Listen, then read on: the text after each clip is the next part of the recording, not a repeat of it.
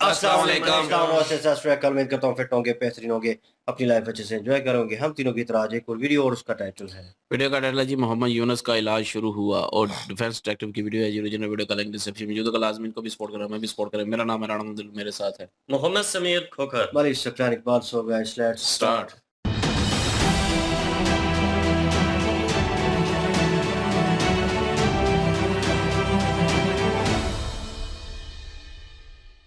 इस वीडियो में बताई गई सारी जानकारी पब्लिक प्लेटफॉर्म पर उपलब्ध है। इसमें ऐसी कोई जानकारी नहीं दी गई है जिससे हमारे सुरक्षा बलों की गोपनीयता भंग होती है। डिफेंस डिटेक्टिव सेना का सम्मान करता है और उन्हीं जानकारियों के आधार पर काम करता है जो सार्वजनिक रूप से मौजूद है। कहते हैं ना, समय का चक्र गजब का खेल खेलता है। अब देखिए ना, जिस अमेरिका के दम पर बांग्लादेश में तख्ता पलट हुआ था, वही अमेरिका आज बांग्लादेश का तेल निकाल रहा है। यूनाइटेड किंगडम से लेकर दुनिया के कई मुल्कों में बांग्लादेश में बढ़ते कट्टरपंथ और एंटी माइनॉरिटी एक्टिविटीज को लेकर आवाजें उठनी शुरू हो चुकी हैं और जिस भारत के खिलाफ बांग्लादेशी ये कंगलू रात दिन जहर की उल्टियां कर रहे हैं, उसी के आगे वो हाथ फैलाकर खड़ा है। नमस्कार दोस्तों, डिफेंस डिटेक्टिव के एक और नए एपिसोड में आप सभी का स्वागत है। मैं हूं आलोक। दोस्तों, ऐसा लग रहा है कि बांग्लादेश किसी ब्लैक होल में घुसता जा रहा है जहां केवल और केवल बर्बादी और तबाही है, जहां हर तरफ अनिश्चितता है, जहां हर तरफ अराजकता है और यह अनिश्चितता और अराजकता हर दिन बढ़ती जा रही है। बांग्लादेश ने भारत से तो जबरन की दुश्मनी मोल ले ली है। अमेरिका और यूनाइटेड किंगडम भी बांग्लादेश पर शिकंजा कसते जा रहे हैं और सबसे बड़ी बात यह कि बात साबित होती जा रही है कि बांग्लादेश में हुए तख्तापलट के पीछे बाइडेन गवर्नमेंट की मिलीभगत थी। जो मैं पिछले कई महीनों से कहता आ रहा था वो बात सच साबित हुई है। अनादोलू एजेंसी की इस खबर को देखिए। लिखा है यूएस एड पर बांग्लादेश में तख्ता पलट को बढ़ावा देने का आरोप। और यह आरोप अमेरिका के स्टेट डिपार्टमेंट के एक फॉर्मर ऑफिसर ने लगाया है। यूएस स्टेट डिपार्टमेंट के फॉर्मर ऑफिसर और फाउंडेशन फॉर फ्रीडम ऑनलाइन के फाउंडर माइक बेंज ने यूएस एड को लेकर कई सनसनीखेज खुलासे किए हैं। माइक ने दावा किया है कि बाइडेन गवर्नमेंट ने ही बांग्लादेश की शेख हसीना गवर्नमेंट का तख्ता पलट करवाया है क्योंकि वो बांग्लादेश में अपना मिलिट्री बेस बनाना चाहता था। It really is vital to U.S. national interests to build that military base in Bangladesh to counter Chinese influence, and the Bangladeshi prime minister doesn't want to do it. And so our foreign policy planners decide we need to do regime change. And whether or not you agree that's a good or an evil thing to do, I'm not even weighing into the morality of it. What if it is the declared or discrete policy of the U.S. government, the State Department and the White House and the National Security Council all agree this government, we should pursue regime change, all options to destabilize that country in order to weaken the existing government and to build up our network of democratic institutions and activists in order to either win the next election or in order to, do a color revolution style, ousting where the prime minister has to flee in a helicopter. And Mike ने अपने इसी interview में दावा किया है कि unstabilise करने के लिए यूएस एड के फंड का जमकर इस्तेमाल किया है। Destabilize Bangladesh politics. That's a direct quote. Destabilize Bangladesh politics by working with. They listed 170 pro-democracy activists, 304 key informants, and then they did a baseline assessment of the different ethnic groups and cultural cleavage points that they could exploit in order to effectively, either destabilize the country's politics or prop up the political alternative. And in the process of doing that, they sought the LGBT population, two Bangladeshi ethnic minority groups, and young students and student groups who had already been protesting earlier that year because of a local politics issue there, and they noted that rap music was popular and young people were listening to rap music in Bangladesh. So what do? They turned around and they took U.S. taxpayer funds. They get 100% of their money from the State Department, and they work closely with USAID. Mike Benz का ये बयान बता रहा है कि बांग्लादेश में छात्र आंदोलन के नाम पर जो तख्ता पलट हुआ, उसकी तैयारी कितने सालों से चल रही थी और कैसे शेख हसीना की सरकार को गिराने के लिए अमेरिका ने बांग्लादेश के छात्र संगठनों, म्यूजिक ग्रुप्स और LGBT ग्रुप्स को पैसे बांटे। माइक बेंज ने अपने ट्वीट में तुई पारिश और ईद आए कार जैसे म्यूजिक एल्बम से जुड़े डॉक्यूमेंट भी अटैच किए हैं। माइक की ही तरह अमेरिका के प्रेसिडेंट डोनाल्ड ट्रंप से जुड़े डोनाल्ड जे ट्रंप अपडेट नाम के एक एक्स हैंडल, जिसे हम पहले ट्विटर के नाम से जानते थे, उसने दावा किया है कि जॉर्ज सोरोस को करीब 260 मिलियन अमेरिकी डॉलर का फंड यूएस एड से दिया गया था और इस फंड का इस्तेमाल Sri Lanka, Bangladesh, Ukraine, Syria, Iran, Pakistan, Bharat के साथ साथ यूनाइटेड किंगडम और अमेरिका तक में अराजकता और अस्थिरता फैलाने के लिए इस्तेमाल किया गया। अमेरिका में यूएस एड के फंड की जांच ने सोरोस और उनकी संस्थाओं का काला चिट्ठा दुनिया के सामने ला दिया है। सुना आपने?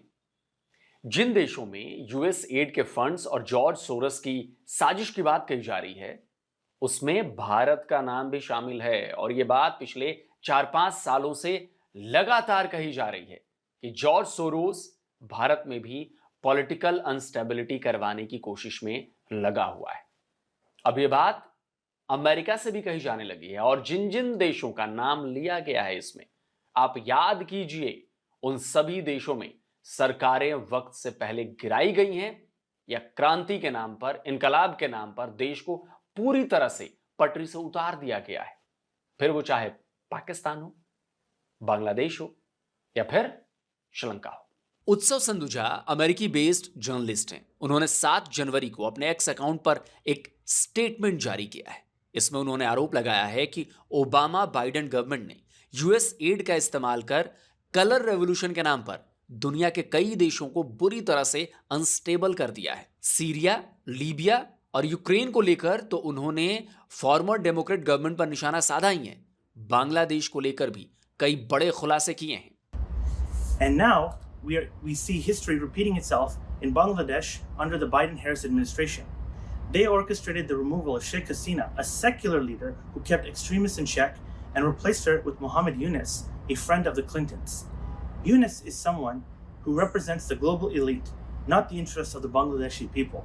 The fall of Hasina has led to violence against religious minorities, especially Hindus, whose homes and temples are being destroyed, while Kamala Harris says nothing. उत्सव संदुजा ने जो आरोप लगाए हैं वो एक नजर में ही सही साबित हो रहे हैं। मोहम्मद यूनुस और बिल क्लिंटन और हिलरी क्लिंटन के रिश्ते जग जाहिर हैं। यूनुस बिल और हिलरी के क्लिंटन ग्लोबल इनिशिएटिव से जुड़े हुए हैं और इससे उन्हें मोटा तगड़ा फंड मिलता रहा है। आपको याद होगा कि तख्ता पलट के बाद यूनुस अपने सो कॉल्ड स्टूडेंट लीडर्स को लेकर अमेरिका पहुंच गए थे और क्लिंटन ग्लोबल इनिशिएटिव के प्रोग्राम में हिस्सा लिया था। एक देश में चुनी हुई सरकार को गिरा दिया गया था और बिल क्लिंटन उस पर तालियां बजा रहे थे और उसी ट्रिप में बाइडेन का यूनुस प्रेम भी खूब दिखाई दिया था। तो ये सब ऐसे ही नहीं था, ये इसलिए था क्योंकि बाइडेन, क्लिंटन, ओबामा का मिशन बांग्लादेश कामयाब रहा था। मोहम्मद यूनुस तब की अमेरिकी गवर्नमेंट के पपेट बनकर बांग्लादेश की टॉप सीट पर बैठ चुके थे। लेकिन बाइडेन के साथ थोड़ी गड़बड़ हो गई। बाइडेन क्या, अमेरिका की पूरी डेमोक्रेटिक पार्टी के साथ गड़बड़ हो गई। दूसरे देशों की सरकारें बदलने और पलटने का खेल खेलने वाली डेमोक्रेटिक पार्टी खुद अपनी सरकार नहीं बचा पाई। बाइडेन ने तो अपनी उम्मीदवारी ही वापस ले ली थी। कमला हैरिस भी ट्रंप के आगे टिक नहीं पाई। अब अमेरिका में ट्रंप सरकार है और उसके फैसलों ने बांग्लादेश को बहुत बड़ी मुश्किल में डाल दिया है। अमेरिका ने यूएस एड पर रोक क्या लगाई, बांग्लादेश के नए नवेले बागियों की सांसें उखड़ने लगी। तख्ता पलट के बाद बांग्लादेश के चीफ एडवाइजर बनकर बैठे मोहम्मद यूनुस अब अमेरिका के हाथ पैर जोड़ रहे हैं, फरियाद लगा रहे हैं कि रोके गए फंड्स को फिर से शुरू कर दें। बांग्लादेश में अमेरिका की chargé d'affaires Tracy Ann Jacobson, उनसे मुलाकात के दौरान मोहम्मद यूनुस ने कहा कि अमेरिका से मदद बंद होने के बाद बांग्लादेश की स्थिति बिगड़ती ही जा रही है। लेकिन अमेरिकी डिप्लोमेट ने यूनुस को क्या जवाब दिया जानते हैं? ट्रेसी जैकबसन ने यूनुस को निष्पक्ष और समावेशी चुनाव कराने की बात कही। उन्होंने बांग्लादेश में शेख हसीना की पार्टी के खिलाफ चलाए जा रहे ऑपरेशन डेविल हंट के बारे में भी सवाल जवाब किए। मोहम्मद यूनुस ने आवामी लीग को पूरी तरह से खत्म करने की ठान ली है। बांग्लादेश में चुन चुनकर आवामी लीग से जुड़े लोगों को गिरफ्तार किया जा रहा है, उन पर अलग अलग तरह के मुकदमे चलाए जा रहे हैं, उन्हें जेल में बंद किया जा रहा है। इस ऑपरेशन में अब तक करीब 1,500 लोगों को गिरफ्तार कर लिए जाने की खबर है। असल में मोहम्मद यूनुस और उनकी ब्रिगेड को यह समझ आने लगा है कि अगर इलेक्शन हुए तो आवामी लीग भले सत्ता में नहीं आई, लेकिन कई जगहों से उसकी जीत पक्की है। ऐसे में पार्टी फिर से खड़ी हो सकती है और मोहम्मद यूनुस ये किसी भी कीमत पर नहीं चाहते। इसलिए एक तरफ तो शेख हसीना पर नरसंहार के आरोप साबित करने की कोशिश की जा रही है, तो दूसरी तरफ उनकी पार्टी को खत्म करने की कोशिशें भी लगातार जारी है। लेकिन यूनुस को अमेरिकी डिप्लोमेट के इस बयान ने झटका दे दिया है। अमेरिकी डिप्लोमेट ने इंक्लूसिव इलेक्शन की बात कही है। मोहम्मद यूनुस के लिए यह बात किसी झटके से कम नहीं थी, क्योंकि यह ठीक वही लाइन है जो भारत की लाइन है। भारत के विदेश सचिव विक्रम मिस्री ने भी बांग्लादेश के अपने दौरे में यह साफ कर दिया था कि भारत एक डेमोक्रेटिक और इंक्लूसिव बांग्लादेश को सपोर्ट करता है। मतलब साफ है कि ना तो भारत और ना ही अमेरिका बिना चुनी हुई मोहम्मद यूनुस की सरकार के साथ हैं। लेकिन बांग्लादेश की यूनुस गवर्नमेंट को इंक्लूसिवनेस से कोई मतलब नहीं है, वो तो आवामी लीग के क्रैकडाउन पर तुली हुई है। बांग्लादेश में आवामी लीग के 1700 से ज्यादा सपोर्टर्स को अरेस्ट कर लिया गया है। बताया तो यहां तक जा रहा है कि आवामी लीग के सैकड़ों वर्कर्स और लीडर्स भागकर भारत आ गए हैं। तो आप सोच सकते हैं कि बांग्लादेश की यूनिस गवर्नमेंट कैसा चुनाव करवाने वाली है। भारत ने तो फिर भी बांग्लादेश का साथ नहीं छोड़ा है। भारत के खिलाफ इतनी बयानबाजियों के बाद भी, भारत के टुकड़े टुकड़े करने की धमकी के बाद भी, बांग्लादेश में हिंदुओं पर हो रहे लगातार अत्याचार के बाद भी भारत लगातार बांग्लादेश की मदद कर रहा है, उसे जरूरत का सामान पहुंचा रहा है। लेकिन अमेरिका ने तो बांग्लादेश की गर्दन ही दबोच ली है। ट्रंप गवर्नमेंट ने ना केवल यूएस एड बंद कर दी है, बल्कि इस बात का भी ऐलान कर दिया है कि यूनिस गवर्नमेंट यूएस एड की नाजायज पैदाइश है। 25 जनवरी को यूएस एड ने बांग्लादेश में अपने सारे काम बंद करने का ऑर्डर दिए थे। ये ऑर्डर प्रेसिडेंट डोनाल्ड ट्रंप के यूएस एड को 90 दिनों तक सस्पेंड करने के एग्जीक्यूटिव ऑर्डर के बाद दिए गए थे। अमेरिकी गवर्नमेंट के फॉरेन असिस्टेंट जॉर्ज जियोवी की वेबसाइट के मुताबिक बांग्लादेश को साल 2023 के फिस्कल ईयर में करीब करीब 490 मिलियन अमेरिकी डॉलर की विदेशी मदद मिली है। पिछले साल सितंबर में ही यूएस एड ने बांग्लादेश की यूनिस गवर्नमेंट के साथ $200 मिलियन ग्रांट की डील साइन की थी। और अभी बांग्लादेश में health, agriculture, environment, good governance, democracy promotion जैसे कामों के 100 प्रोजेक्ट्स यूएस एड के $200 मिलियन की लागत से चल रहे हैं। लेकिन ट्रंप गवर्नमेंट ने तो फंड पर रोक लगा दी है, तो बांग्लादेशी बिलबिलाने लगे। देखिए वो कैसी शर्मनाक हरकतों से अपनी खींच निकाल रहे हैं। ढाका यूनिवर्सिटी में ट्रंप और बेंजामिन नेतन्याहू की तस्वीर पर चप्पलें मारी जा रही हैं। इजराइल का सपोर्ट करने की वजह से अमेरिका का विरोध किया जा रहा है। गाजा के बहाने अमेरिका पर यूएस एड बंद करने का गुस्सा निकाल रहे हैं ये कंगलू। ऐसा तो नहीं है कि अमेरिका ने अभी इजराइल को मदद देनी शुरू की है। अमेरिका तो शुरुआत से ही इजराइल का सपोर्टर रहा है और ये पूरी दुनिया जानती है। हथियार से लेकर पैसे तक की उसने भरपूर मदद की है और कर रहा है। गाजा पर हमले के लिए खूब हथियार भी दिए हैं, इंटरनेशनल फोरम पर सपोर्ट किया है। तो बांग्लादेशियों को यह बात आज पता चली है क्या? अरे भाई, अमेरिका का इजराइल को सपोर्ट करना गलत लग रहा है तो तोड़ देते अमेरिका से रिश्ते, नहीं लेते यूएस एड वाले पैसे। सालों तक पैसे लेते रहे हो, अब भी अमेरिका के आगे हाथ पसार रहे हो, और जब अमेरिकी राष्ट्रपति की तस्वीर पर चप्पल मार रहे हो। गजब दोगलापन है यार तुम लोगों का। वैसे अमेरिका ने रोहिंग्या माइग्रेंट्स के लिए बांग्लादेश को दी जा रही मदद अभी जारी रखी है। तो अगर बांग्लादेशियों को अमेरिका का इजराइल प्रेम इतना गलत लग रहा है तो रोहिंग्या फंड लेने से भी मना कर दो ना कंगलुओं। अब आपको बताता हूं कि अमेरिका के बाद अब यूनाइटेड किंगडम यानी कि ब्रिटेन में भी बांग्लादेश के खिलाफ आवाजें उठ रही हैं। और यह आवाज किसी गली मोहल्ले सड़क पर नहीं उठी है, यह आवाज वहां की पार्लियामेंट में उठी है। जस अटवाल यूनाइटेड किंगडम के लेबर एमपी हैं। जस अटवाल ने 11 फरवरी को ब्रिटिश पार्लियामेंट में बांग्लादेश का मुद्दा उठाया था। उन्होंने बांग्लादेश में माइनॉरिटी, खासतौर पर हिंदुओं के खिलाफ होने वाली हिंसा और प्रताड़ना को लेकर बांग्लादेश की केयरटेकर गवर्नमेंट पर सवाल उठाए थे। Recently, I met with my constituents in Ilford South who've been increasingly concerned about the anti-Hindu violence in Bangladesh. Since last August, there have been reports of over 2,000 incidents of violence, most of which have been targeted against the minority Hindu community. I've seen further disturbing reports of the arrest and continuing custody of the former leader of the International Society for Krishna Consciousness, Chinmoy Krishna Das. These reports are deeply perturbing. The UK champions freedom of religion for all, and no one should be at risk of violence or targeted because of their beliefs. I note the response from the Minister for Indo-Pacific in December of this issue.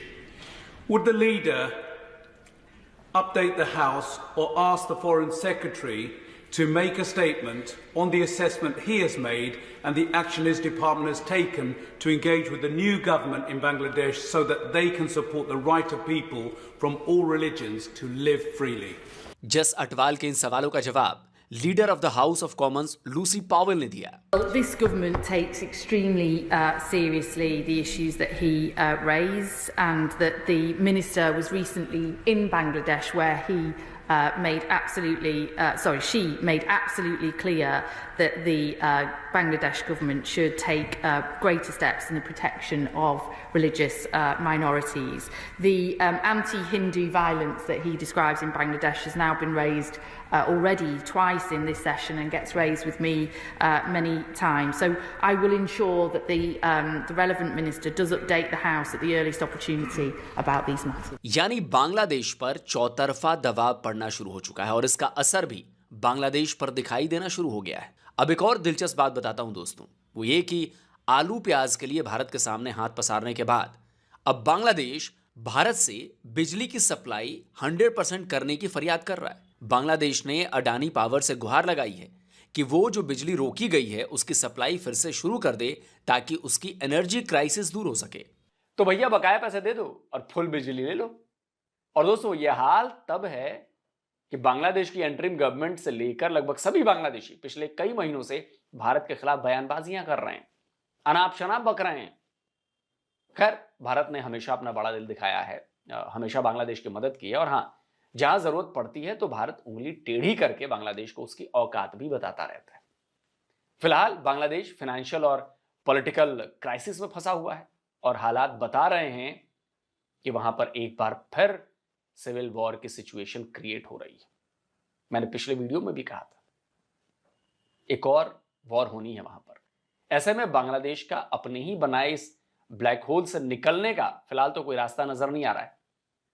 और यकीन मानिए, operation Bangladesh शुरू हो चुका है और मोहम्मद यूनुस को समझ नहीं आ रहा है कि वो क्या करे। देखते रहिए, और जो लोग खुश हो रहे हैं ना कि हमारी दोस्ती बांग्लादेश से बड़ी अच्छी हो रही है, हम तो ये कर देंगे वो कर देंगे, कुछ महीनों का इंतजार कीजिए, असली गेम तब आपको तब दिखे। दोस्तों, आज के इस वीडियो के बारे में आपका क्या कहना है, अपनी राय जरूर दीजिए और इसे ज्यादा से ज्यादा लाइक करिए, शेयर करिए, ताकि सही बात, सच्ची बात ज्यादा से ज्यादा लोगों तक पहुंच सके। और जिन दोस्तों ने अभी तक डिफेंस डिटेक्टिव को सब्सक्राइब नहीं किया है तो भाई आपसे आग्रह है, अनुरोध है, चैनल को सब्सक्राइब करिए और साथ में बेल आइकन जरूर प्रेस करिएगा, जिससे जो भी वीडियो, नई वीडियो अपलोड होती है उसकी नोटिफिकेशन आपके मोबाइल में फौरन पहुंच जाए। जल्दी मिलता हूं एक और नए वीडियो के साथ। नमस्कार, जय हिंद। तो अगर आप चाहते हैं मुझसे बात करना, मुझसे कोई सवाल पूछना, तो फैन कॉल पर आप मुझसे कनेक्ट हो सकते हैं। जी बिल्कुल जी, देख लीजिए बांग्लादेश का क्या हाल हो रहा है। और वो कहते हैं ना कि जो किसी के आगे खड्डा खोदता है ना तो वो उस खड्डे में खुद ही गिरता है। बांग्लादेश को ये लग रहा था कि यूएसए की सपोर्ट है भाई, पूरी तरह से यूएसए की थपकी लगी हुई है, तो बस अब जो इंसानियत है ना उसकी इज्जत करना छोड़ दें और वहां के जितनी भी मिनॉरिटी के लोग हैं उनके साथ जुल्म और ज्यादती करना शुरू कर दिया। कहते हैं कि जब कम ज़र्फ इंसान को इख्तियार मिलता है ना, जब उसको थोड़ी सी अथॉरिटी मिलती है, तो वो उन सारे इख्तियारात का नाजायज फायदा उठाना शुरू कर देता है और अपने से जो कमजोर लोग हैं उनके ऊपर जुल्म और सितम करना शुरू कर देता है। बांग्लादेश को तो यही लग रहा था कि भाई अब अमेरिका जो है उसके साथ ताल्लुकात इस तरह के हैं कि हमारे बाप का राज है, अब हम जो चाहे करते रहे। हालांकि बहुत ज्यादा इंडिया की तरफ से इनको समझाया गया है कि ये जो आप कर रहे हैं ये बहुत गलत कर रहे हैं और इसका खमियाजा आपको भोगना पड़ेगा। लेकिन मोहम्मद यूनुस भाई कट्टरपंथी में इस तरह वो था कि उसकी आंखों के ऊपर वो पट्टी बांधी हुई थी जो उसे सही से नजर ही नहीं आ रहा था। और ये भी पेशगोई पहले से हो चुकी थी कि ट्रंप के आते ही भाई मोहम्मद यूनस की खैर नहीं है। मोहम्मद यूनस के इर्द गिर्द दायरा टाइट होने वाला है।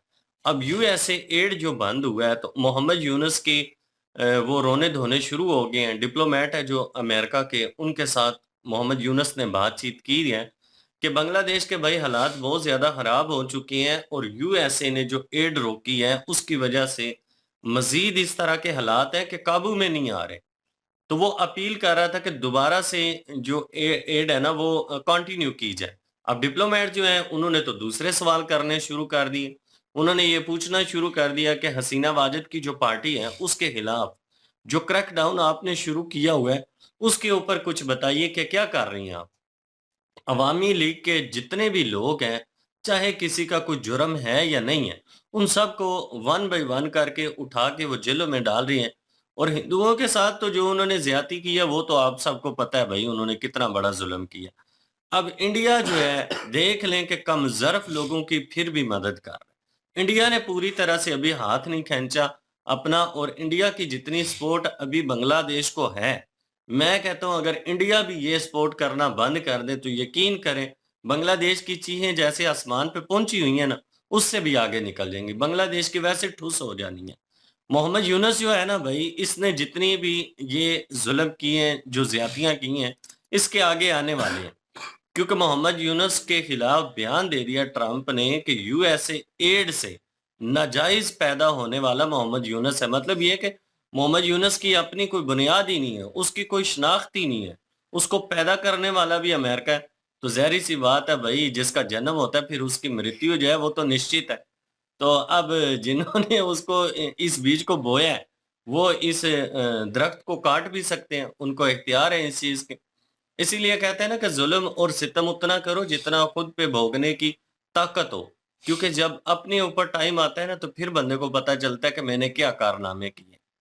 तो अभी जो सिविल वार वहाँ पे भी छिड़ी हुई है, बांग्लादेश के हालात जो हैं काफ़ी ज़्यादा ख़राब हैं। रोहिंग्यन जो मुस्लिम्स हैं वो भी पहले से बहुत ज़्यादा संख्या में वहाँ पे मौजूद हैं। तो अगर मज़ीद वो एंट्री करती हैं वहाँ पे तो बांग्लादेश का तो पहले बेड़ा गर्क हो गया है, तो और ज़्यादा मज़ीद हो जाएगा।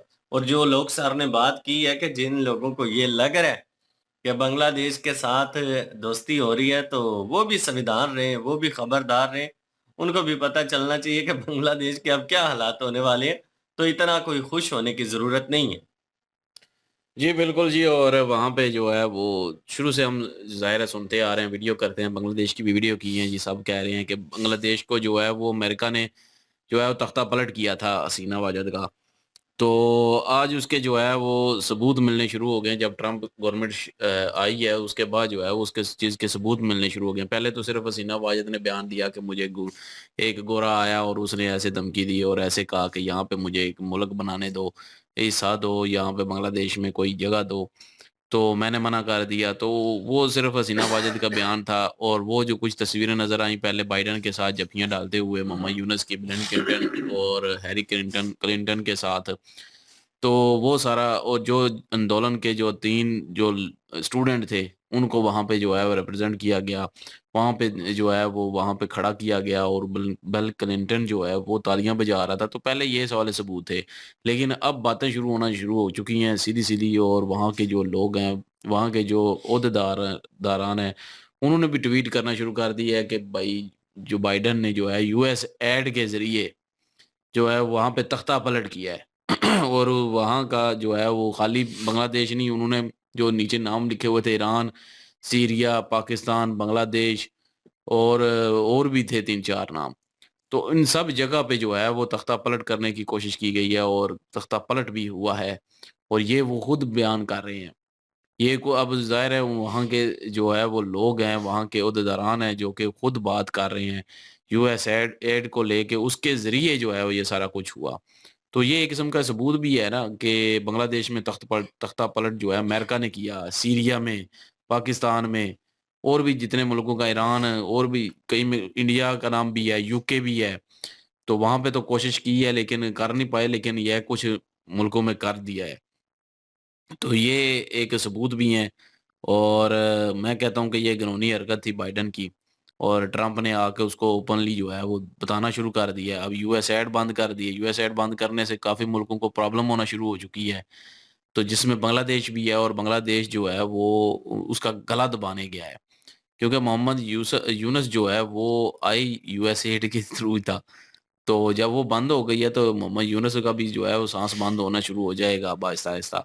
लेकिन इंडिया जो है फिर भी मदद कर रहा है। इंडिया आलू आलू की जो है वो पैदावार वो भी भेजी थी, और उसके बाद बिजली की माँग भी कर रहे हैं अब कि फुल ही जो है वो दें।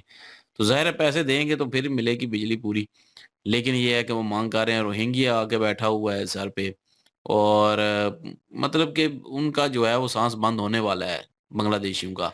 और अब जो है वो उसके ट्रंप के मुँह पे जो है वो चप्पलें लगा रहे हैं नेतन्याहू की वजह से कि जी उसको सपोर्ट कर रहा है। वो तो वाक़ई सपोर्ट पहले से कर रहा है, वो तो सबको पता है पहले से कर रहा है। उसी ने सारा कुछ दिया, हथियार दिए, पैसे दिए, गज़ा के खिलाफ अमेरिका ही था ना, और कौन था?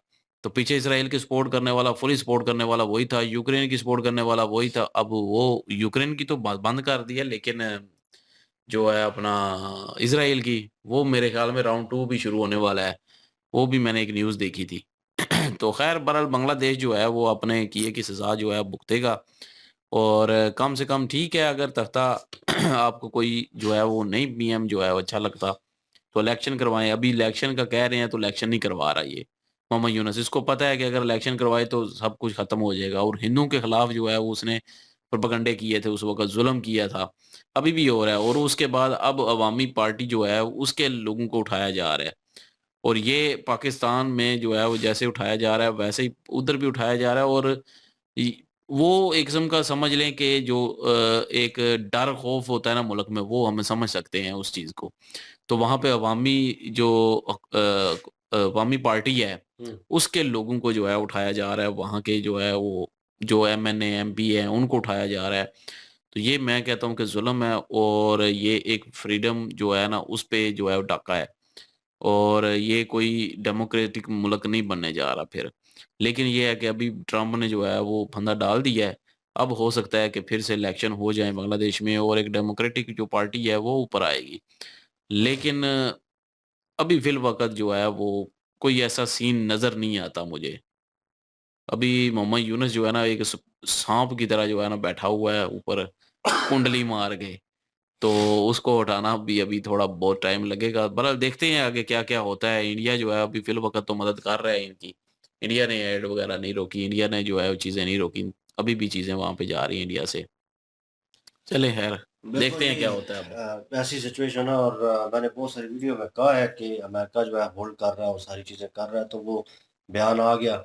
ये पॉडकास्ट जितनी भी हैं, इनमें जो-जो लोग बैठते हैं भाई, बड़ी केयरफुल होके बात करनी पड़ती है, और उनका कह लें कि हुकूमत का बंदा ही एक जो है, इदारे का बंदा जो है, वो बयान कर रहा है सारी सिचुएशन कि किस तरह हम होल्ड करते हैं, किस तरह हम एड भेजते हैं, और उस एड का यूज़ कैसे होता है, और उसको मिसयूज़ कैसे किया जाता है। बेसिकली ये एड जो है इल मतलब मुख्तलिफ इदारों की मदद के लिए बनी हुई थी, और मुख्तलिफ कम्युनिटीज़ जो उनकी मदद के लिए, और मुख्तलिफ कंट्रीज़ में ये चीज़ें चल रही थी, और उसमें इंडिया, पाकिस्तान भी है। तो एवरीवन नोज़ कि यार वो किस सिचुएशन के लिए, किस चीज़ के लिए यूज़ होती है। लेकिन ऑन अदर हैंड इसी इसी पैसे को वो मिसयूज़ कर रहे थे अपने वे से, और जिसका चाहे तख्ता जो है पलट दिया, और जिस तरह चाहा, और पाकिस्तान में ये हो चुका है, रजीम चेंज वगैरह और ये सारा कुछ, और जिस तरह हुकूमतें पलटी गईं, और लोगों को लगा कि ये एक मिसहैप है कि अमेरिका के ऊपर डाला जा रहा है सब कुछ, क्योंकि वहाँ से कर्ज़ा लेते हैं और उनके होल्ड में है। तो ये सिचुएशन बांग्लादेश में जब देखी गई, सारा वो सिनेरियो हुआ, उसके ऊपर हमने बातचीत की, तो उस वीडियो में मैंने यही कहा था कि कहीं न कहीं अमेरिका इस चीज़ को तो खुले दिल से सपोर्ट नहीं कर रहा, लेकिन आने वाले वक़्त में हो सकता है चीज़ें जो हैं वो ओपनली हो जाए। तो यहाँ पे वो वही चीज़ हुई है अभी। मसला जो है थोड़ा लेट डाउन हुआ था, कूल डाउन हुआ था, तो उसके बाद वो चीज़ें सामने आने शुरू हो गई कि किसने क्या किया, और किसका क्या किरदार था, और कहाँ पे कौन खेल रहा था। तो अभी मोहम्मद यूनुस जो है वो तो कठपुतली है, इसमें तो कोई शक नहीं है। जिस तरह बिल क्लिंटन और बाइडेन के साथ वो जत्थे डाल रहा है, तो एवरीवन नो दैट कि उसकी सिचुएशन क्या है, और वो किस तरह होल्ड करेगा। लेकिन उसको भी अब मुश्किल लग रहा है काम, और भाई कहते हैं पंजाबी में जिड्डी बेबे ओडी ढा मारनी चाहिए। मतलब जितनी आपकी साख्त है भाई, उतनी देखिए, जितनी आपकी चादर है उतनी पाँव फैलाए ना, उससे बाहर नहीं जाए। इंडिया से पंगा ले लिया, आपने उस मुल्क को दुश्मन बना लिया जो आपकी हेल्प आउट कर सकता था हर चीज़ में और आपके साथ खड़ा हो सकता था। और फिल वक़्त आप उस महाज़ पे लड़ रहे थे, इन महाज़ पे ना लड़ना पड़ता। ये बिल्कुल वो कह लें कि भूखमरी वाली सिचुएशन जो है आपके ऊपर आ गई है। तो ये ना होती कहीं न कहीं। आपको बिजली, पानी और हर चीज़ मतलब वो चीज़ें जो हैं, सहूलतें जो है वो मुहैया होती। तो इंडिया से पंगा ले लिया और इंडिया भी अब हाथ खींच रहा है। तो वो भी स्ट्रेट एंड वे वो कह रहा है भाई पहले पिछले अदा करो उसके बाद हम आपको बिजली देंगे। तो फँस गया बांग्लादेश। अब उसने रास्ता देखना है जो उसका हाथ पकड़ेगा। तो अमेरिका यही चाहता था कि वो बिल्कुल कह लें कि ना इधर का ना उधर करे, फिर अपनी मर्ज़ी से हम चलाएँगे। तो अब वो बांग्लादेश को अगेन मर्ज़ी से होल्ड करेगा और ये कैसी सिचुएशन होगी जो सिविल वार वाली एट द एंड बात की, वो वाक़ई लगती है होने वाली है। क्योंकि हुकूमत पहले उसके खिलाफ लड़ी कि वो डिक्टेटर है, हसीना वाजिद और ये और वो। तो अब सिचुएशन जो है इन्होंने उल्टी डाल दी है। वो क्या नाम है उसका ट्रंप के ऊपर और नेतन्याहू जो है, उनकी तस्वीर के ऊपर वो जो जूते डाले हुए हैं, उसका रीज़न है कुछ न कुछ। अवाम जो है, स्टूडेंट्स जो हैं, अब उस तरफ लग पड़े हैं। अगर ये कैंपेन अगर सर उठा लेती है, तो एक सिविल वॉर शुरू हो जाएगी और मोहम्मद यूनूस उसको नहीं सँभाल पाएगा। लेट्स सी देखते हैं सिचुएशन कैसी होती है और क्या इम्प्लीमेंट होता है। बहरहाल जी, आप क्या ओपिनियन रखते हैं? कमेंट सेक्शन ओपन है जी आपके लिए। इनकी ओरिजिनल वीडियो के लिंक और हमारे दूसरे चैनल की लिंक भी डिस्क्रिप्शन में मौजूद होगी, विज़िट करें, सपोर्ट करें। इंशाल्लाह मिलते हैं नेक्स्ट वीडियो में। अपना ख्याल रखिएगा, दुआ में याद रखिएगा। तब तक के लिए अल्लाह अल्लाह हाफिज़। हाफ़िज़। पीस।